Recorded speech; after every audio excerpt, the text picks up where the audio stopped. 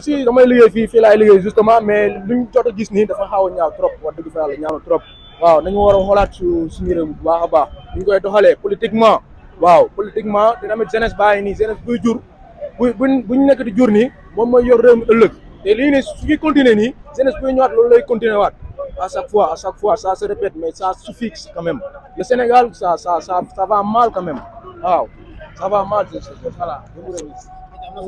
situation bi yow nan nga ko gisee. situation bi man ma présenté wu d'abord maa ngi tudd Assane Thiombane bon li ma leen mooy situation bi képp ko gis ni mu mel nii li nga xam ni li ko indi tey mooy que ne ki jiite réew mi tey moom la ñu mën a wax parce que réew aussi buy dox da ngay bàyyi population bi ñu wane li nga xam ne moo leen nakari mais tey jii xoolal ñu fi taxaw ne koo ci wax tey Macky Sall rek mun la mu xoolal da lay daan la bu ma tulla kooku mais président bu fekkee toll na nga foofu te dëkk bu toll na foofu da ngay may nit ñi droit à la marche loolu mooy yoon mais lii tey neexul tey population bi la ñu xañ liberté mais lu ko xal li ko indi yëpp mooy que ne ndi ci réew mi moo war a am nu mu war a taxawee jox maanaam dëkk démocratie parce que population aussi bu fekkee démocratie amul ci dëkk rek dëkk boobu lii rek lay demee maanaam day soxe daal waaw loolu moo tax moo war a tax ñun ñu génn ci mbedd bi di wane li ñu nakari dëkk nag bu amulee démocratie fondement bi moom taxawatul waaw lii nag mooy que ne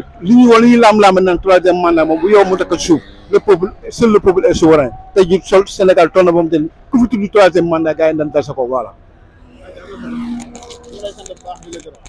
soxna si yéen a ngi dox de xanaa oto amul. mais oto amul kay. ah fan ngay jëlee oto. fan ngay jëlee oto. amuñu oto bu ñu yóbbu. amuñu oto bu ñu yóbbu. fan ngeen doxe. Mermoz. Mermoz ngeen doxe jëm fan.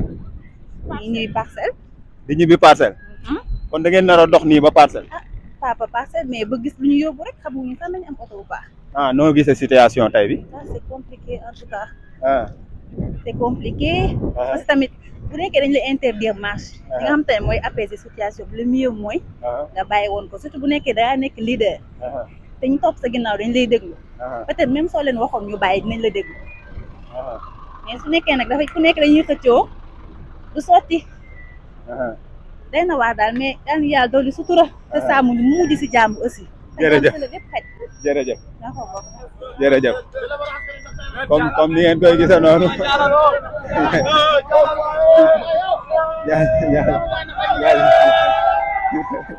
super li nga xamante ni mooy xeer yi gars yi teg ci kaw tali bi moo kale super bi voilà oto yi ñoo comme ni ngeen ko gisee noonu ñu ngi dévier oto ko dénk buñ la dénkee ña la dénk da nga leen di laaj looy dogal lu ne nga laaj leen waxtaan sa ñoom buñ la joxee ordre nga dem Macky Sall nag jàpp na réew mi maamam moo ko wala moo ko moom billahi li ci kanam raw li ba le combat va continuer inchallah nous demandons la démission de Macky Sall et du ministre Antoine Diome ok le combat continue merci.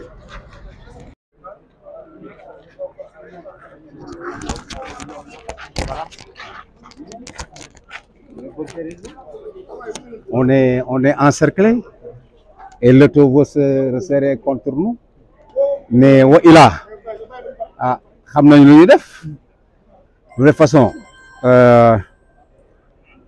sànni ñu leen defuñu leen dara ils nous ont empêché de sortir dañ ñu xañ pour ñu génn ci soit léegi ay lacrymogène ñu dóor ci biir ay oto ñu yàq ay lacrymogène ñu dóor ci kaw loolu yëpp dund nañ ko fii ay gars yu xam et cetera loolu la on est dans un état de siège. naam da ngeen woote woon ne da ngeen ak lu mënti am da ngeen di manifester ndax tey da ngeen koy yemale fii wala da ngeen di utiliser waat yeneen mooy ngir wane seen naxaar. waaw loolu man su ma ko waxee tamit damay wax lu ma neex parce que Yewwi Askan Wi ak Wallu dañoo organiser ça c'est les conférences les leaders vont se réunir pour faire le bilan de cette journée et puis voir d'autres plans d'action. Et la plupart de ces leaders sont arrêtés. Quels sont les commentaires? Et vous savez, un dragon a plusieurs têtes. C'est pas parce que le leader a arrêté que le mouvement va s'arrêter là, monsieur. Je vous en prie. Il ne faut pas minimiser les autres aussi. C'est une stratégie. Vous croyez que c'est les leaders qui vont donner les stratégies? Vous croyez à ça, vous? kon mën nga jàpp ne leader yu jot a jàpp nii ak ñi fi dese gum ni stratégie bu ngeen teg la. sëñ bi Yewwi Askan Wi am na ay mag yoo xam ne yàgg nañu fekk nañu 68 fekk nañu 88 fekk nañu 92 mais combat mbedd la est-ce que tey mag ñu ngay wax ñu dina. mais comme disait Macky Sall lu ko France Inter doon wax ne ko mais 2021 est-ce que du am mooy la non lu ci kanam mu ci kanam lu ci mu ngi ci kanam. ñu gis ni ñi nga xamante ni ñooy leaders yi ñëpp dañ leen a empêcher pour ñu bañ a génn seen kër yi. waaw est-ce que jàpp ngeen ni tey li ngeen bëggoon réussir na quoi. lu ñu bëggoon réussir na parce que xool tey dafa mel ni Sénégal état de siège la partout au Sénégal boo xoolee sax Dakar. Baobab on a compté plus de 175 éléments. Des véhicules blindés, des véhicules anti-émeutes. Tout on l'a résisté. Mais ñun on était sur le point. ñu ngi woon di génn de. gars yi ñooñu kii. mais saa yi xanaa du ñu génn nag di tayle suñu bopp. c'est pas possible am na yéen ñoo xam ne du question ngóora. parce que gars yi dañ la encercler nga ne da ngay génn par force non. ñun ñoo ne Barthélemy doo génn. est-ce que c'est clair maintenant dans votre parce que loolu bëgguñu ko woon wax. Barth il voulait sortir ñun ñoo ko ne doo génn parce que moom boppam moom kenn. voilà loolu su waree génn dina génn di ngeen ko xam. vous aurez la primeur d'information. jërëjëf. salaamaaleykum papa. waaw maa ngi leen di nuyu di leen ziar di leen ñaanal yàlla tawfeex ak taysiir. waaw tey ñu ñëw gis ne dañu def benn sànni fi benn grenade lacrymogène ci biir kër gi situation bi nan leen dundee ak nan la leen fekkee ngeen nekk. bon xam nga ñun moom defoon nañu service militaire lii du grenade bu simple xam nga dafa am ay grenades yoo xam ni pratiquement sont des grenades offensives sax mënuñ ko waxee noonu parce que boo xoolee douille bi. explosion bi mu def ba soulever les carreaux là c'est pas du hasard. kon grenade moo soulever carreaux yi nii. mais bien sûr parce que dafa dóor ba pare door a def ay éclat donc lii bu daloon fekkoon ne ay nit tey kon kenn du ko fekk kenn bakkan du fi dana fi doon mais lii c'est du jamais vu c'est la première fois man ma gis lu mel nii muy xew ci manifestation boo xam ni mënoon nañu ko accorder d'une façon pacifique nit ñi dem def ñaxtu luy ñaxtu ku nekk ñi bi dem ci kër comme le but passé. voilà ñu xamal ni kër gi am na ay bi ñuy sànni li amoon na ay xale yu fi nekk. xale yu bëri te xale yi dañoo bon ñun tey même par mesure de sécurité man waa Fass man je suis de Pastef tey war moo sax fekk ci instant bi mais li ma bàyyi fii mun ma bàyyi lii dem ci manifestation yi bàyyi sama njaboot dans l'insécurité parce que nu ñu encercler tey ji zone partie médias bi parce que ñun on est des voisins donc tax na ba mënuñu sax déplacer wu par rapport à ça suñu doom yi ñëpp la majeure partie sont des duñu am asthme mais tey jii bu ngeen gisee lii man bi may déplacé sama oto bi ñu tojee pare-brise bi j'avais tous les problèmes du monde benn oto bi nekkoon à côté dafa bu ngeen ko xoolee sax naroon na lakk si ce n'était pas l'intervention rapide des gens qui étaient à côté kon oto bi lakkoon na ba pare. non du sama oto moo nekkoon juste à côté man pare-brise bi moo toj waaw donc bi ñuy lancé man maa ngi nekkoon si capot oto bi affaire dafa ma romb projectile bi dal si foq kii bi beneen oto bi dugg si biir. di lakk donc loolu mbir mi demee situation bi nan la demee woon foofu noonu parce que gis nañ ni fii yëpp force de l'ordre encerclé wala dafa am ay boy yu fi duggoon di daw ba bañ leen sànni. non fii kenn duggul c'est que ñoom fii xam nga Sicap Baobab les gens là se connaissent te ñun amuñu lu dul suñu buntu kër bu ñu ñëwee di seetaan ñoom du ñu ràññee kuy manifester ràññee ñu ko toog si buntu kër ràññee ñu ko nekk si biir oto duñu viré amorcer virage bi rek tiré door a tiré si bi kaw nit ñi à bout portant. man j'étais à 0 mètre si oto bi ngeen xoolee karkat bi j'étais à 1 mètre du véhicule la mu projectile bi romb daal di dóor si oto bi dugg si biir oto bi lakk donc fekkoon su ma daloon moom kon du mu fi nekk tey di wax ak yéen. bi ñuy tiré si biir kër yi xanaa dafa am ñu doon daw di dugg ci biir kër yi. non bu ñuy tiré si biir kër yi ñoom bu ñuy tiré si biir kër gi tiré ñu d'une façon directe.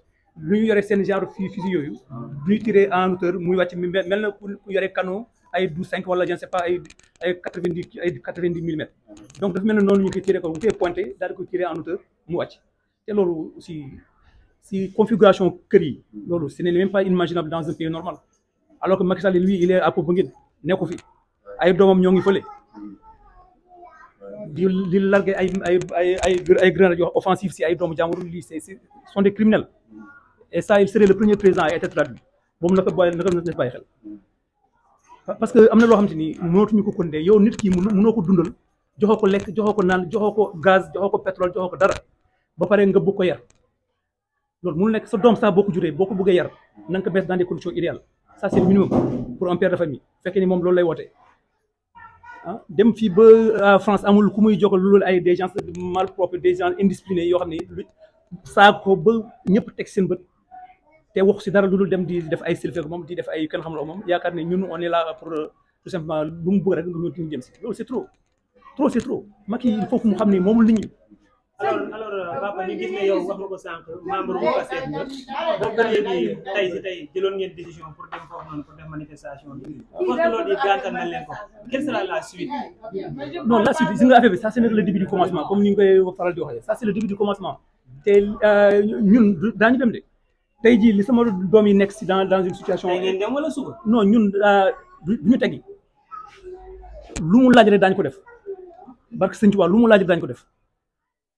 parce que dafa am loo xamante ni on ne peut pas continuer toujours di subir la Macky Sall lu ku neex la lay tëj ku mu neexul nga dem campagne ku mu neexul nga dem loolu trop c'est trop quoi en fait lii c'est n'importe quoi li ñu déployer ci force de l'ordre bu ñu ko defoon ci manifestation bu réglementaire ñu dem ñu encadrer leen kon lii yëpp du ci am. Ce qui m'importe c'est ce qu'ils ont fait chez moi je ne suis pas de l'opposition dama liggéey ba wàcc d'être honnête citoyenne je suis allée au travail je suis revenue. Mes enfants sont asthmatiques c'est ça que je déplore je ne parle pas d'autre chose lii ñu def sama kër bu daloon sama doom yi leneen laay wax nañu waxante dëgg donc moi c'est ça que je déplore s'ils ont des comptes à régler nañ ko régler entre ñoom mais au moins nous qui sommes d'honnêtes citoyens liggéey ba wàcc toog suñu biir kër caabi suñu kër donc bu ñuy viser nañu viser manifestants yi mais pourquoi les gens qui sont chez eux ah donc ñoom mënatuñu def ràññee entre ceux qui sont de leur côté et ceux qui sont de l'autre côté c'est pas bon. bi ñuy tiré ci kër gi dafa fekkoon am ñu nekkoon ci ñu daw dugg ci kër gi. non kenn dawul la maison était fermée je suis revenue du travail on a eu des consignes dañoo ñibbi si tëj suñu biir kër bu ñuy viser la xew ca mbedd ma la ñun nekkuñu ci mbedd bi buñ nañ ñu épargner c'est tout ce qu'on demande on n'a pas besoin d'autre chose. mais amul blessé amul non mais. dina am blessé c'est pas gaañu sa yaram blessure psychologique am na et puis ces enfants sont asthmatiques c'est ça qui est plus grave donc nañu ràññee nit ñi les manifestants ceux qui courent dans les rues nañu jàpp ñooñu nañu defanteex ñoom mais pas d'autre chose. De Biram Ndiaye qui est le candidat de l'intercoalition Yewwi Askan Wi Wallu du département de Fatick. Et moi, je suis le coordinateur départemental de PASTEF, je me nomme Boucar Diouf, mais également coordinateur départemental de la coalition Yewwi Askan Wi. Voilà, on tenait à être là aujourd'hui auprès du président Ousmane Sonko pour dénoncer les dérives de Macky Sall, mais aussi faire savoir au monde entier que Macky Sall vient de la région de Fatick et plus précisément du département de Fatick. Et aujourd'hui, il fait honte à ce département. Macky Sall a changé complètement de veste. On ne l'attendait pas à ce stade.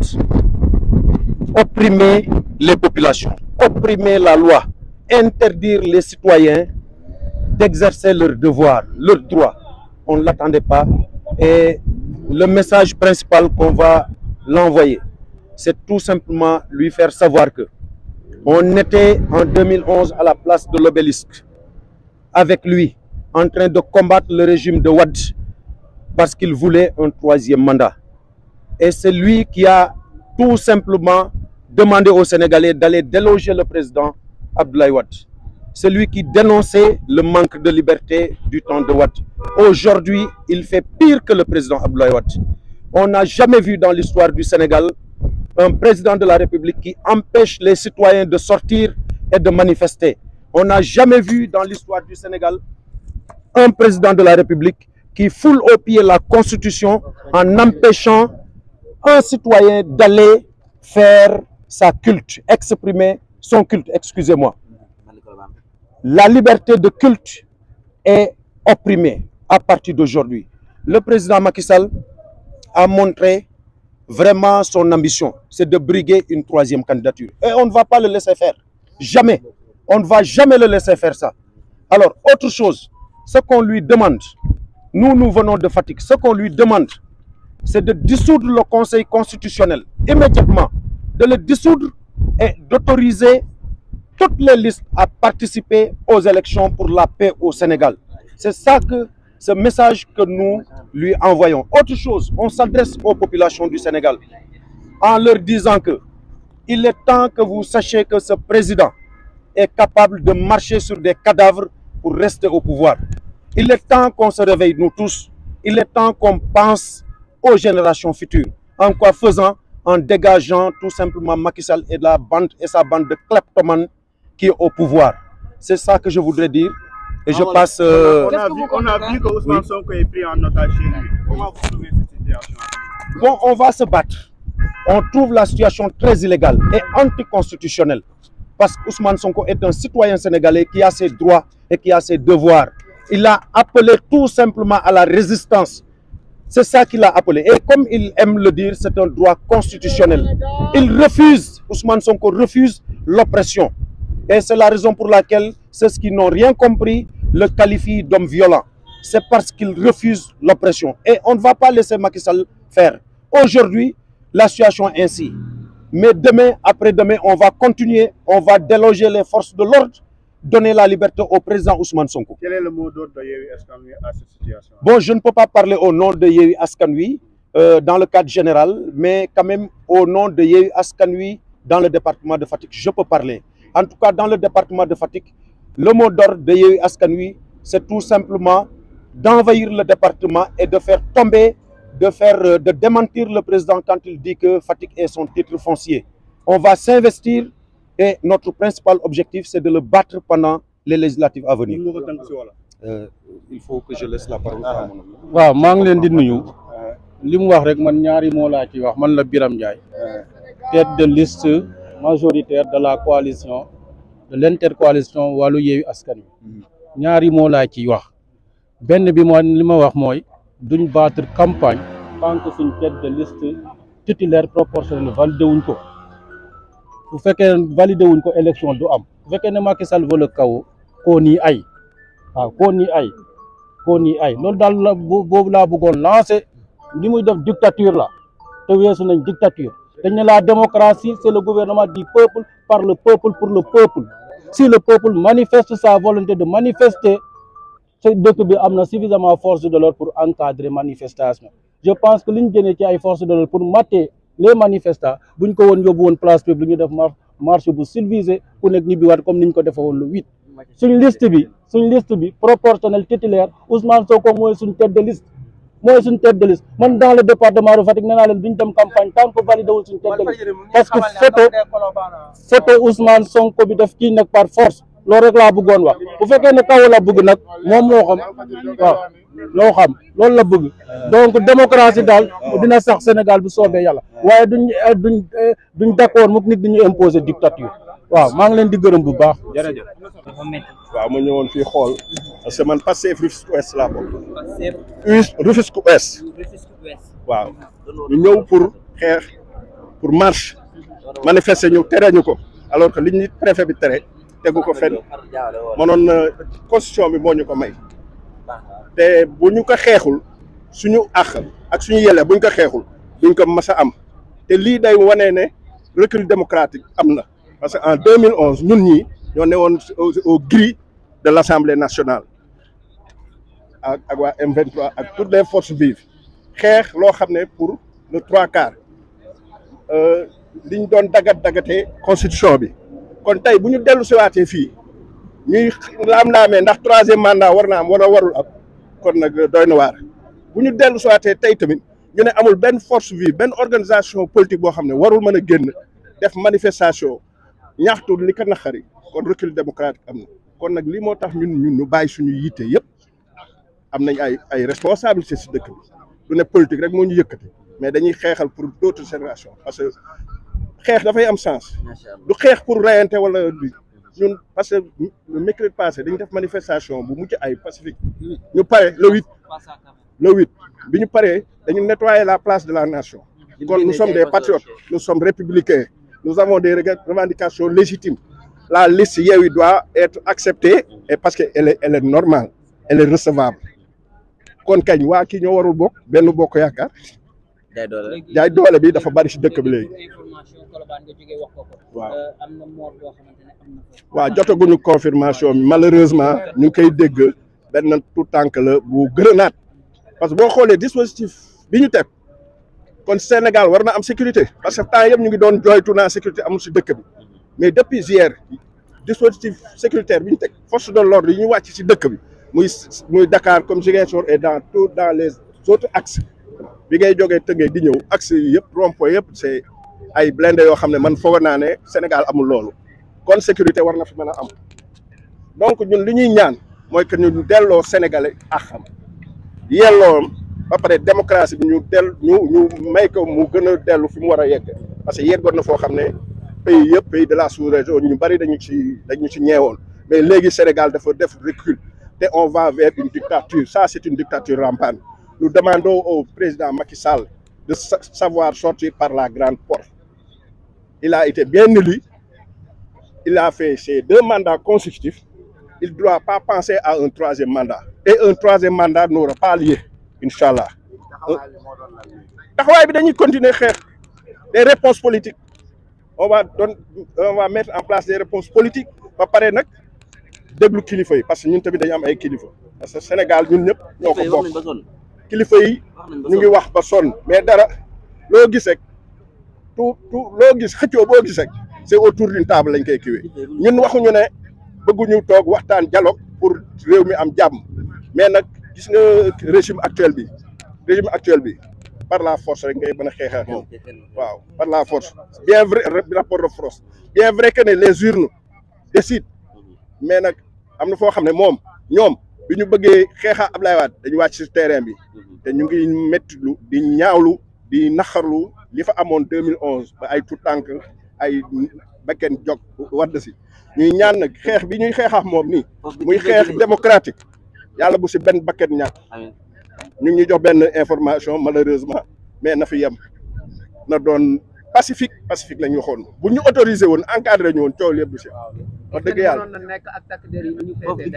man na c'est possible parce que li si gën a ñaaw mooy que ne économiquement on a freiné on a tax nañ depuis ce matin ñu bari liggéeyuñu parce que Sénégal dafa doon dëkk boo xam ne ñun ñi dañuy jóg dem uti ji commerçant yi les ambulants ñi nga xam ne bu ñu duggul Dakar seen dara du sotti travailleurs yenn yi teel nañ wàcc man fi may liggéey avant 11h ñëpp wàcc nañ te administration la kon nag war dëgg yàlla Sénégal war nañ dépasser yi quoi war nañ dépasser yi parce que xeex nañ xeex ba démocratie yegg si fii ñu ñuy delloo di benn loo xam ne constitution may nañ ko muy marché muy marché mu nekk si constitution bi muy un droit kon wax dëgg yàlla ab régime warul la toog di xalaat di ko interdire un citoyen Gorgui Yacine Boye la cadre dans une société de la place membre Pastef Rufisque Ouest de Tëngéej jërë ngeen jëf.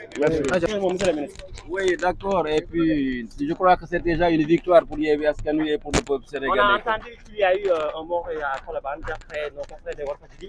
Est-ce que vous avez eu cette information? Non, je ne l'ai pas, très franchement. Je ne l'ai pas. Au moins information. D'accord. D'accord. On va se retrouver tout à l'heure, Inch'Allah. Ne vous en faites pas. Inch'Allah.